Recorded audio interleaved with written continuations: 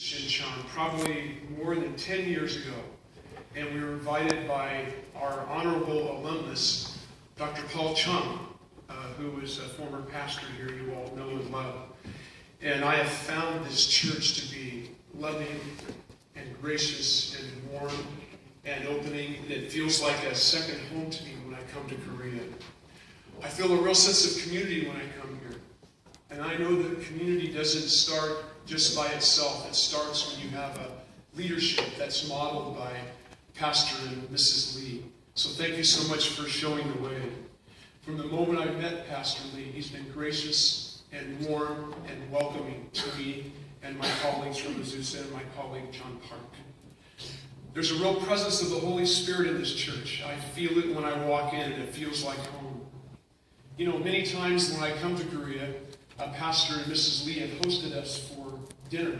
A lot of Korean food, which I love a lot. And Dr. Lee came to my home in Los Angeles a few years ago, and we thought we should return the favor. And so John Wallace and I went to a Korean market, and we looked around, and we had no idea how to pronounce the Korean words, but we knew what we needed to get. And so I said, I'll take one of those, and one of those, and one of those, and one of those. And we filled our cart with wonderful Korean food and went home and made it dinner. And it included galbi and bulgogi and kimchi and mandu. Delicious day. It was a great meal. And I remember after the meal, I asked Dr. Lee if he would pray for my family.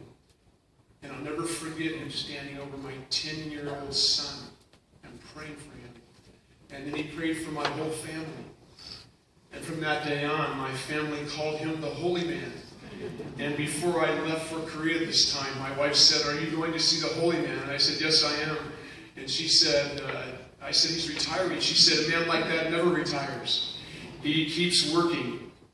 Well, after the dinner then at my house, we went to the 4th of July celebration, which is a big event in my country, and we saw a concert and we saw fireworks.